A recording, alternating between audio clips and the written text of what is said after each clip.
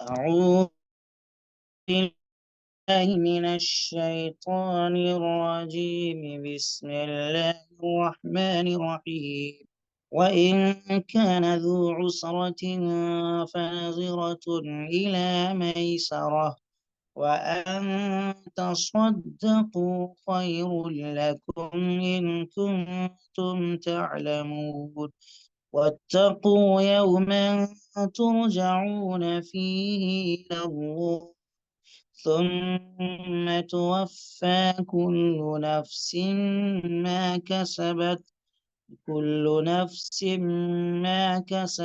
وهم لا يظلمون. صدق الله العظيم. رب اشرح لي صدري ويسر لي أمري واحلل عقدة من لساني يفقه قولي. رب زدني علما. رب زدني علما. رب زدني علما. اللهم صل على سيدنا ومولانا وحبيبنا وشفيعنا محمد وعلى آل محمد وبارك وسلم. محترم حاضرین، اس وقت سورہ بقرہ کی 2 آیتیں پیش خدمت ہیں، آیت نمبر 280 اور 281۔ پچھلی آیات میں بڑی تفصیل کے ساتھ ہم نے سنا سود اور انٹرسٹ کی حرمت کو، اس کے احکامات کو، اس کے نقصانات کو۔ اب اللہ تبارک و تعالی قرض سے متعلق ایک بہت ہی اہم حکم دے رہے ہیں، اور یہ حکم تاکیدی نہیں ہے بلکہ ترغیبی حکم ہے، وجوبی حکم نہیں ہے، ترغیباً اللہ تبارک و تعالی کا یہ حکم آیا ہے۔ اللہ فرماتے ہیں کہ اور اگر کوئی تنگ دست ہو، قرض دار کوئی تنگ دست ہو تو اس کا ہاتھ کھلنے تک مہلت دینی ہے، اور صدقہ ہی کر دو تو یہ تمہارے حق میں کہیں زیادہ بہتر ہے، بشرطے کہ تم کو سمجھ ہو۔ اور ڈرو اس دن سے جب تم سب اللہ کے پاس لوٹ کر جاؤ گے، پھر ہر شخص کو جو کچھ اس نے کیا ہے پورا پورا دیا جائے گا، اور ان پر کوئی ظلم نہیں ہوگا۔ عزیزان محترم، اللہ تبارک و تعالی نے یہاں ایسے شخص کو جس نے کسی سے قرضہ لیا ہے اور بالکل تنگ دست ہے، اس کو مہلت دینے کی ترغیب دی ہے۔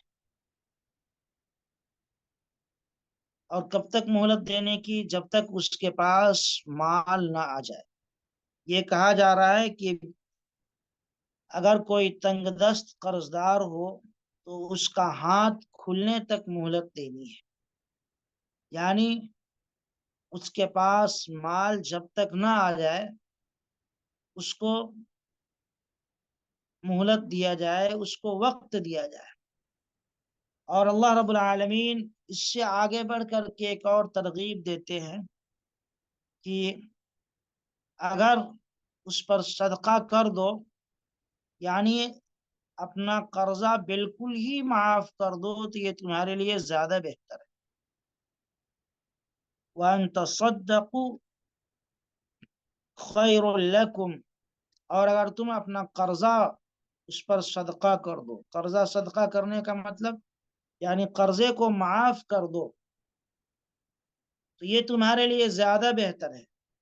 اب یہاں قرضے کو معاف کرنے کی جو بات کہی گئی ہے، اس میں یہ واجبی حکم کچھ نہیں ہے،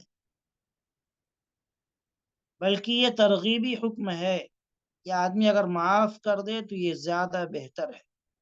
معاف کرنے میں پورے قرضے کو بھی معاف کر سکتا ہے۔ اللہ تبارک و تعالی نے تو یہ کہا کہ اپنا قرضہ صدقہ کر دو یعنی بالکل معاف کر دو تو بہتر ہے، ہو سکے تو کچھ کم کر دے، پورا معاف نہیں کر سکتا ہے، یہ بھی ایک طریقہ ہے کہ اس کے بوجھ کو ہلکا کر دے۔ سود خوروں کا طریقہ اس کے بالکل الگ ہوتا ہے۔ سود خوروں کا طریقہ یہ ہوتا ہے کہ ادھار کی وجہ سے وہ اصل مال پر زیادہ رقم لیتے ہیں، اور جب قرضدار مجبوری کی وجہ سے وقت پر ادا نہ کر سکے تو ان کو بڑا مزہ آتا ہے، یہ اندر اندر خوش ہوتے ہیں۔ اور خوش کیوں ہوتے ہیں؟ یہ سوچ کر کے کہ جب تک یہ نہیں دے رہا ہے میرا مال بڑھ رہا ہے، کیونکہ وہ اب اصل مال کے ساتھ سود ملا کر کے بڑھا کر کے دے گا، تو سود خوروں کو اس پر خوشی ہوتی ہے کہ بھائی یہ ابھی اور روک کر کے رکھے، ہم کو دیتا رہے، انہیں خوشی ہوتی ہے۔ اللہ تبارک و تعالی نے یہاں پر بالکل اس کے الگ حکم دیا ہے۔ اول تو اصل رقم سے زائد نہیں لینا ہے، آپ نے جتنی رقم دی ہے اتنی ہی لینا ہے، زیادہ نہیں لینا ہے، یہ اللہ کا حکم ہے۔ پھر دیکھیے کہ جب آپ نے اس کو اصل رقم دے دی ہے، اس کو آپ نے قرضہ دیا ہے، اور وہ بیچارہ واقعی میں تنگ دست ہے، ادا نہیں کر سکتا ہے، تو یہ کہا جا رہا ہے کہ آپ اس کو مہلت دیں، اس کو اور موقع دیں، وقت کو بڑھا دیں، چلو بھائی ابھی نہیں ہے تو آپ اگلے ہفتے دے دو، اگلے مہینے دے دو، اس طریقے سے مہلت دینے کی بات کہی گئی ہے۔ اور اس سے بھی آگے بڑھ کر کے اللہ تبارک و تعالی نے صدقہ کر دینے یعنی مال کو معافی کر دینے کا حکم دیا۔ اگر تم معاف کر دو گے تو یہ زیادہ بہتر ہے، یعنی قرض کو معاف کر دو، کیوں؟ اس لیے کہ وہ بیچارہ بالکل مجبور ہے، ادا نہیں کر سکتا ہے۔ اچھا یہاں پر غور فرمائیں، اللہ نے فرمایا کہ معاف کر دو گے تو یہ صدقہ ہے، وَأَن تَصَدَّقُوا خَيْرٌ لَكُمْ، اگر تم صدقہ کر دو تو یہ تمہارے لیے زیادہ بہتر ہے، یعنی معاف کرنے کو صدقہ سے تعبیر فرمایا۔ اللہ تبارک و تعالی چاہتے تو کہہ سکتے تھے کہ بھائی قرض کو معاف کر دو، واپس مت لو، یہ اللہ نے نہیں کہا۔ تعبیر دیکھیں اللہ نے کیا اختیار فرمایا، کہا وَأَن تَصَدَّقُوا، اگر تم صدقہ کر دو تو یہ زیادہ بہتر ہے۔ اللہ کہہ سکتے تھے کہ معاف کر دو، لیکن معافی کا لفظ کو استعمال کرنے کے بجائے صدقے کا لفظ استعمال فرمایا، صدقہ کر دو۔ اس میں اس بات کی طرف اشارہ ہے کہ جس طریقے سے صدقہ میں ثواب ملتا ہے اور صدقہ کرنے سے مال بڑھتا ہے، اس میں برکت ہوتی ہے، اسی طریقے سے اگر آپ نے قرض دار کا قرضہ معاف کر دیا تو جو صدقے کی برکات ہیں وہ ساری برکات یہاں بھی حاصل ہوں گی، صدقے کا ثواب بھی ملے گا، برکتیں بھی حاصل ہوں گی، مال میں بھی اضافہ ہوگا، اور مال کی حفاظت بھی ہوگی، اور آپ کو غم اور ٹینشن بھی نہیں ہوگا، خطرہ بھی آپ پر نہیں ہوگا۔ بہرحال صدقات کی جو برکتیں ہیں، جو فائدے، خواہ دنیاوی فائدے ہوں یا اخروی فائدے ہوں، سارے کے سارے فائدے اس پر بھی انسان کو حاصل ہوں گے اگر قرض دار کے قرضے کو معاف کر دیتا ہے۔ اسی لیے اللہ تبارک و تعالی نے قرض کو ڈائریکٹ معاف کرنے کا نہیں کہا بلکہ صدقہ کر دینے کا حکم دیا، معافی کا لفظ استعمال نہیں فرمایا۔ یہ صدقے کا لفظ استعمال کرنے میں اس بات کی طرف اشارہ ہے کہ جو فائدے صدقے کے وہ سارے فائدے آپ کو یہاں حاصل ہوں گے۔ اچھا قرضے کو معاف کر دینے کی احادیث میں بھی بڑی فضیلت آئی ہے، یہ ایک بڑی فضیلت ہے کہ اللہ نے صدقے سے تعبیر فرمایا ہے اور کہا خیر لکم، تمہارے لیے خیر ہے، اور خیر کیا کیا ہو سکتا ہے؟ اللہ نے خیر کو بھی یہاں پہ بالکل نکرہ استعمال کیا ہے، کسی خاص خیر کو ذکر نہیں فرمایا ہے، ٹھیک ہے، خیر کو عام استعمال کیا ہے، تمہارے لیے زیادہ بہتر ہے۔ کیا بہتر ہے؟ یہ اللہ ہی جانتے ہیں کہ صدقے کے اوپر اللہ کیا کیا دیں گے اور کس کس طریقے سے بندے کو نوازیں گے، یہ ہم اور آپ نہیں جان سکتے۔ اللہ ہی بہتر جانتے ہیں۔ واقعات بہت کثرت کے ساتھ کتابوں میں ہیں صدقے کے فوائد کے اوپر۔ بندہ جب صدقہ کرتا ہے تو کیا کیا فائدے حاصل ہوتے ہیں، اللہ کیا کیا کن کن نعمتوں سے نوازتے ہیں، یہ ہم اور آپ تصور بھی نہیں کر سکتے۔ تو اللہ فرماتے ہیں وَأَن تَصَدَّقُوا خَيْرٌ لَكُمْ، تم صدقہ کر دو تو تمہارے لیے زیادہ بہتر ہے۔ احادیث مبارکہ میں بھی بڑی فضیلت آئی ہوئی ہے اس کی۔ چنانچہ حضرت ابو ہریرہ رضی اللہ تعالیٰ عنہ سے ایک روایت ہے جو صحیح بخاری کے اندر بھی ہے اور صحیح مسلم کے اندر بھی۔ وہ روایت یہ ہے کہ رسول اللہ صلی اللہ علیہ وسلم نے ارشاد فرمایا کہ ایک تاجر لوگوں سے قرضوں کا لین دین کیا کرتا تھا۔ قرضے وصول کرنے کے لیے اس نے ایک آدمی، ایک غلام کو مقرر کر رکھا تھا، اور اس غلام سے کہتا تھا کہ جب تم کسی تنگ دست کے پاس پہنچو قرضہ وصول کرنے کے لیے، اس سے درگزر کرنا، اس سے نرمی اختیار کرنا، امید ہے کہ اللہ تعالی ہم سے بھی درگزر فرمائے گا۔ یہ تاجر ہمیشہ اپنے اس غلام کو اس بات کا پابند بناتا تھا کہ قرضہ جب وصول کرنے جانا تو لوگوں سے سختی سے پیش نہیں آنا، نرمی کا معاملہ کرنا، درگزر کرنا۔ جب ہم درگزر کریں گے تو امید ہے کہ اللہ بھی ہم سے کیا کرے گا، درگزر فرمائے گا۔ چنانچہ آقا مدنی صلی اللہ علیہ وسلم فرماتے ہیں کہ موت کے بعد جب وہ اللہ رب العالمین کی بارگاہ میں حاضر ہوا تو اللہ تبارک و تعالی نے اس سے درگزر فرما دیا، کیونکہ یہ دنیا میں بندوں کے ساتھ درگزر کا معاملہ کرتا تھا تو اللہ نے اس کے ساتھ آخرت میں درگزر کا معاملہ فرما دیا۔ یہ صحیح بخاری کے اندر حدیث ہے۔ اسی طریقے سے صحیح مسلم میں بھی یہ روایت موجود ہے۔ صحیح مسلم جلد نمبر اول ہے اور صفحہ نمبر 18 ہے۔ حضرت ابو قتادہ رضی اللہ تعالیٰ عنہ سے ایک روایت ہے اس سلسلے میں، قرضے کو معاف کرنے کے سلسلے میں۔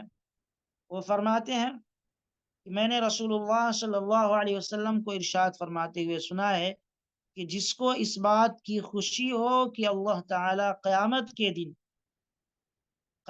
کے دن بے چینیوں سے، پریشانیوں سے نجات دے دیں تو تنگ دست کو مہلت دے دے یا معاف کر دے۔ یہ روایت بھی صحیح مسلم کے اندر ہے، جلد نمبر 2 صفحہ نمبر 18۔ حضرت ابو قتادہ کی روایت، اوپر والی روایت حضرت ابو ہریرہ کی تھی، یہ حضرت ابو قتادہ کی ہے کہ جس بات جو چاہتا ہے کہ اللہ تعالیٰ قیامت کی پریشانیوں اور بے چینیوں سے اس کو نجات دے دے تو قرض دار کو مہلت دے دے یا معاف کر دے۔ اسی سلسلے میں صحیح مسلم کے اندر ایک اور روایت ہے، اور وہ روایت حضرت ابو یسر رضی اللہ تعالیٰ عنہ کی ہے۔ وہ فرماتے ہیں کہ میں نے رسول اللہ صلی اللہ علیہ وسلم سے سنا ہے کہ جس نے کسی تنگ دست کو مہلت دے دی یا قرضہ معاف کر دیا، مہلت دے دی، اس کو ٹائم دیا یا قرضہ کو ہی معاف کر دیا، اللہ تعالیٰ اسے قیامت کے دن اپنے سائے میں رکھے۔ قیامت کے دن جبکہ کوئی سایہ نہیں ہوگا سوائے اللہ کے عرش کے سائے کے، اس دن اللہ اس کو اپنے سائے میں رکھے۔ میرے بھائیوں، قرض دینا بھی ایک طرح کا صدقہ ہے، اگرچہ بعد میں وصول ہو جائے لیکن بہرحال یہ صدقہ ہے۔ اور قرض دینے کے بعد قرض دار کو مہلت دے دینا، اس کو ٹائم دینا، یہ بھی صدقہ کرنے میں شامل۔ تفسیر ابن کثیر کے حوالے سے ایک روایت ہے جو مسند امام احمد ابن حنبل کے اندر ہے۔ رسول اللہ صلی اللہ علیہ وسلم کا ارشاد ہے کہ جس نے کسی تنگ دست کو مہلت دے دی تو اس کو روزانہ اسی قدر صدقہ دینے کا ثواب ہوگا جتنا قرض اس نے کسی کو دیا ہے۔ جتنا قرض جتنا دیا ہے اتنا روزانہ صدقہ کرنے کا ثواب ملے گا۔ ثواب کی ادائیگی کا وقت مقرر ہو جائے، ادائیگی یہ اللہ رب العالمین کی بارگاہ میں ہو، اللہ تبارک و تعالیٰ اس کو ثواب، یہ ثواب قرض کی جو ادائیگی ہے اس وقت تک ملتا رہے گا اللہ کی طرف سے۔ 10,000 کسی نے کسی کو صدقہ دیا، اب وہ بیچارہ تنگ دست ہے، وہ اسے مہلت کی ضرورت ہے، وہ ٹائم مانگ رہا ہے، ہم نے اس کو ٹائم دیا 10 دن 20 دن کی، 1 مہینے کی، تو اب روزانہ 10,000 روپے صدقہ کرنے کا ثواب ملے گا، جتنا ہم ٹائم دیتے رہیں گے اتنا ثواب ملتا رہے گا۔ اخیر میں اللہ تبارک و تعالی یہاں فرماتے ہیں ان کنتم تعلمون، اگر تم جانتے ہو سمجھتے ہو تو مہلت دے دو یا پھر قرضہ ہی معاف کر دو ہو سکے تو۔ لیکن یہ حکم جو ہے، میں نے شروع میں یہی کہہ دیا تھا کہ یہ حکم واجبی حکم نہیں ہے کہ آپ کو معاف کرنا واجب ہے، ضروری نہیں، یہ آپ پر منحصر ہے، آپ بہتر سمجھیں تو معاف کر دیں۔ واقعی میں اگر وہ تنگ دست ہے اور اس وقت اس کے پاس دینے کے لیے بالکل نہیں ہے، تو آپ ناراض ہو کر کے بھی، اس سے لڑائی جھگڑا کر کے بھی کچھ نہیں کر پائیں، کیونکہ اس کے پاس کچھ ہے ہی نہیں۔ زیادہ سے زیادہ آپ یہ کریں گے کہ قانونی کارروائی کی کوشش کریں گے، تو بھی تو آپ کو کچھ نہیں ملے گا۔ تو اگر مناسب ہے تو اس کو معاف کر دیا جائے، معاف نہیں کر سکتے ہیں تو آئندہ کے لیے کم سے کم مہلت دے دیں، چلو بھائی ابھی نہیں ہو رہا، 2 4 مہینے میں جب ہو جائے دے دیں۔ اللہ فرماتے ہیں وَاتَّقُوا يَوْمًا تُرْجَعُونَ فِيهِ إِلَى اللَّهِ۔ اب یہاں سے اللہ تبارک و تعالیٰ نے زکوٰۃ کے سود کے مسئلے کو ختم کر دیا۔ اب آخر میں انسان کو اللہ تبارک و تعالیٰ متنبہ فرماتے ہیں، آگاہ فرماتے ہیں کہ لوگوں ڈرو اس دن سے جب تم سب اللہ کے پاس لوٹ کر کے جاؤ۔ ظاہر سی بات ہے جس کے دل میں خوف ہوگا، اللہ کا ڈر ہوگا، خشیت ہوگی، وہ بندہ سود خوری سے بچے گا اور اللہ کے بندوں پر رحم کرے گا۔ کوئی مجبور اس کے پاس آ جائے تو وہ سود نہیں لے گا، ایسے ہی قرض دے دے گا، اور قرض بھی دے کر کے بعض مرتبہ مہلت بھی دے گا، بعض مرتبہ معاف بھی کر دے گا۔ کیوں؟ اس لیے کہ اس کے دل میں اللہ کی محبت ہے، وہ ڈرتا ہے کہ بھائی مجھے اللہ کے سامنے کھڑا ہونا ہے، اگر آج میں اس کی مجبوری سے فائدہ اٹھاؤں گا تو اللہ کے یہاں کیا جواب دوں گا۔ تو اللہ فرماتے ہیں آخر میں کہ ڈرو، اپنے دل میں اللہ کا خوف پیدا کرو، قیامت کا اور موت کا خوف پیدا کرو، حساب و کتاب کا خیال اپنے ذہن میں رکھو۔ تو فرماتے ہیں کہ ڈرو اس دن سے جب تم سب اللہ کے پاس لوٹ کر کے جاؤ گے۔ ثم توفى كل نفس ما كسبت وهم لا يظلمون۔ پھر اللہ تبارک و تعالی ہر شخص کو جو کچھ اس نے کمایا ہے، یعنی جو کچھ عمل کیا ہے اس کے عمل کا پورا پورا بدلہ اس کو دیا جائے۔ یعنی اگر اس نے نیکیاں کی ہیں، اچھائیاں کی ہیں، لوگوں کے ساتھ ہمدردی کا اور رحم کا معاملہ کیا، بھلائی کا معاملہ کیا ہے، تو اس کے حساب سے اس کو پورا پورا بدلہ ملے گا، اس کی نیکیوں میں ذرہ برابر کمی نہیں کی جائے گی۔ اور اگر اس نے کسی پر ظلم کیا ہے، اللہ رب العالمین فرماتے ہیں وَهُمْ لَا يُظْلَمُونَ، ان پر کوئی ظلم نہیں ہوگا، ذرہ برابر کمی نہیں کی جائے گی۔ اور اگر دنیا میں ظلم کیا ہے، قرض دے کر کے اس پر سود کھا رہا ہے، سود پر سود لے رہا ہے، اور سود پر ہی اس کا جینا ہے، مرنا ہے، سود پر ہی زندگی گزار رکھا ہے، تو پھر اس کو بھی پورا پورا بدلہ ملے گا، یعنی اس کی سود کا برا نتیجہ اسے بھگتنا پڑے گا۔ اور وہ برا نتیجہ کیا ہے؟ اللہ تبارک و تعالیٰ نے واضح کر دیا تھا ہم فیہا خالدون، کہ ایسے لوگ ہمیشہ جہنم کی آگ میں جلیں گے، جہنم کی سزا ان کے لیے مقرر متعین ہے۔ تو بہرحال میرے بھائیوں، اللہ رب العالمین نے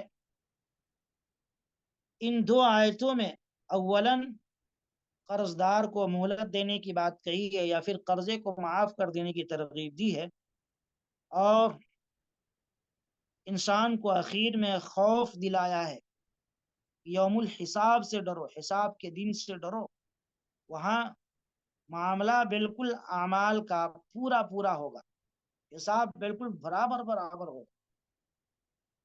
تم دنیا میں جتنا بھی سود لوگے اور جتنا بھی غلط کرو گے اس کا پورا پورا تمہیں نتیجہ بھگتنا پڑے گا.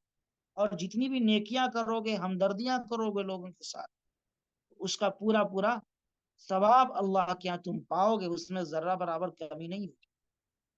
کہ لا یظلمون کا تعلق نیک کاموں سے، یعنی نیکیوں میں اللہ تبارک و تعالیٰ ان کے ثواب میں اور بدلے میں ذرہ برابر کمی نہیں کریں گے.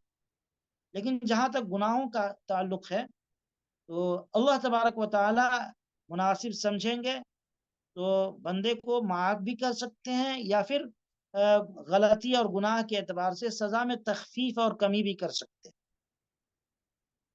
اللہ تبارک و تعالیٰ چاہے تو سزا میں کمی بھی کر سکتے ہیں، لیکن نیکیوں کے ثواب میں اللہ کمی نہیں کریں گے بالکل. تو لا یظلمون کا تعلق یہ نیکیوں سے، نیکیوں میں ذرہ برابر، نیکیوں کے بارے میں، ثواب کے بارے میں، ان کے بدلے کے بارے میں بندے پر ظلم نہیں کیا جائے. لیکن گناہوں کے تعلق سے اگر کوئی گناہ ہے تو اللہ اس کی سزا کو کم کر سکتے ہیں. جیسے حاکم کو اختیار ہوتا ہے مجرم کی سزا کو کم کر دیتا ہے، بعض مرتبہ حاکم بعض مرتبہ معاف بھی کر دیتا ہے. ایسے اللہ تبارک و تعالی احکم الحاکمین ہے، وہ بادشاہوں کے بادشاہ ہیں، وہ معاف بھی کر سکتے ہیں، یا معاف پورے طور پہ نہ کریں تو سزا میں کمی بھی کر سکتے ہیں، یا انصاف کریں تو بالکل جو سزا ہونی چاہیے وہ سزا بھی دے سکتے ہیں. اللہ جو چاہے کر سکتے ہیں. اللہ مالک کل ہیں اور مختار کل ہیں، ان کو کوئی روکنے والا نہیں، ٹوکنے والا نہیں. بہرحال میرے بھائیوں، یہ قرضے سے متعلق باتیں تھیں. اس سے پہلے سود کے تعلق سے باتیں چل رہی تھیں. امید ہے کہ یہ ساری باتیں آپ کو سمجھ میں آئی ہوں گی. اللہ کا جو پیغام ہے اس کو آپ نے اچھی طریقے سے سمجھ لیا ہوگا. اب اللہ سے دعا ہے کہ اللہ پاک ہمیں اور آپ کو اللہ کی حکم کے مطابق زندگی گزارنے کی توفیق نصیب فرمائے، اور ہر طرح کی برائیوں سے، گناہوں سے ہمیں بھی اور ہمارے پورے معاشرے اور سوسائٹی کو محفوظ رکھے. وآخر دعوانا الحمد للہ رب العالمین.